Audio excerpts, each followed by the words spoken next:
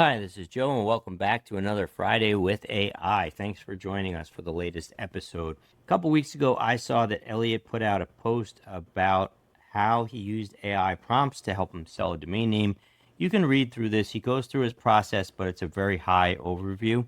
So I thought it'd be interesting to go through a real life example, and we'll see how this plays out and if I can sell a name. If you've been following along with our podcast, which I will put a link in the description, we are having a contest where we all start with $500, and after a year, so you can make the most money. You could see Mike is winning, and I am barely in third place. And I started to put a little bit of effort into outbound the last couple weeks, and I've gotten some tire kickers around my real estate names, and I think that I will be able to sell one in the near future. So what I did was I went over to ChatGPT. I'm using version 5.1. There are many different models. I like this one for when I'm sitting down in front of a computer. I like Gemini just because you can get the app and talk back and forth with it like a conversation while you're out for a walk or whatever you're doing. But for composing an email, this one is probably my favorite. And so what I did is I used the dictate prompt to dictate my prompt, and I can just talk. And so I just long form just talked about everything about this domain name, everything I knew about it, the person that I picked specifically that I wanted to reach out to. I reached out to them in the past. They said that they were not interested in the name. I have some other people that have come around. You can't count a sale until it actually has the money in the bank on domain investing. So I've got some people that are interested. We'll see if it closes or not.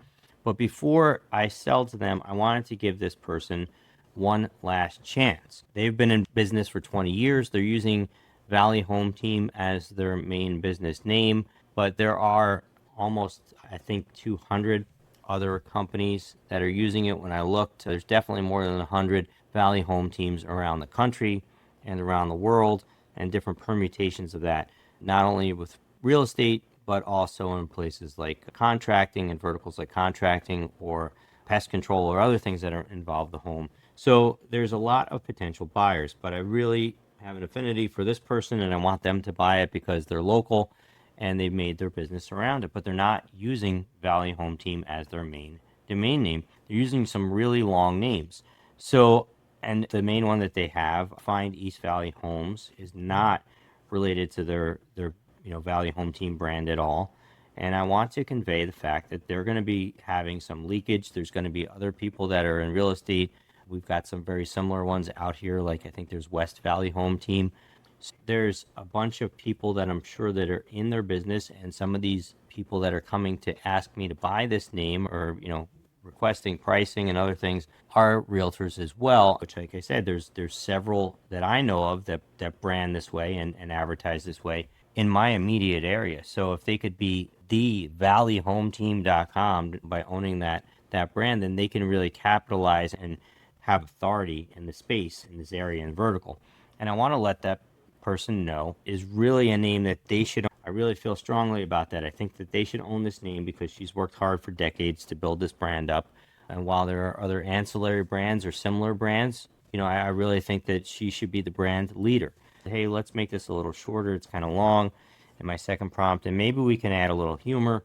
ChatGPT came back with a better email. In some ways, it's a lot shorter, but just the main points that I wanted to convey are missing, some of them. So what I did is I asked it again, to revise this, and I said, let's keep the best of both worlds. We're going to just focus on this one domain name that they actually own and resolves, helpful, friendly. That's what I want to do. I don't want to sound threatening in any way, like, if you don't buy this name, somebody else is going to get your emails. That's not what I'm trying to convey, and I want to make sure ChatGPT is clear on that. So I also want it to be professional, and I'm pretty happy with this. I'm still going to tweak it a bit, and I'll show you why and how in just a minute. But then I said, this is good enough, but I want a good subject line. And this is one of the things that makes me laugh about AI, and one of the things that you should be aware of, especially if you're just getting into it. It gives me these subject lines. I said, I want him to open this email. I don't want him to miss it. So give me some great subject lines. And you can see that these are very salesy and kind of spammy.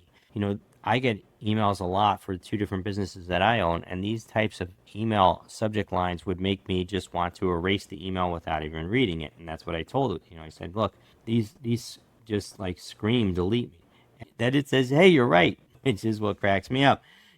those email subject lines that I gave you do sound B2B sounding subject lines and instantly trigger the delete reflex. So the email subject lines you just gave me are ones that people are going to automatically delete. Like, come on. So then it comes up with some different ones that I, asked it to make it so it would be more personal and, not a B2B salesy sounding email. And I think I'm going to go with this one here, following up from our last conversation.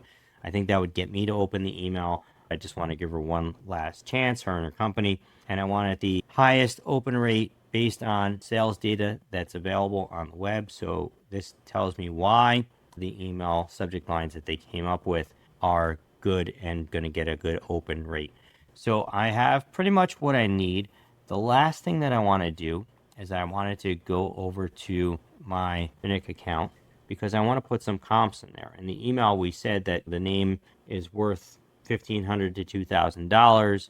Digital real estate or domain names are not understood by people even in the physical real estate space. So I want to make it as easy as possible for them to relate to it. So I want to show some comps. I use the AI pricing analysis because that usually gives me some comparable domains.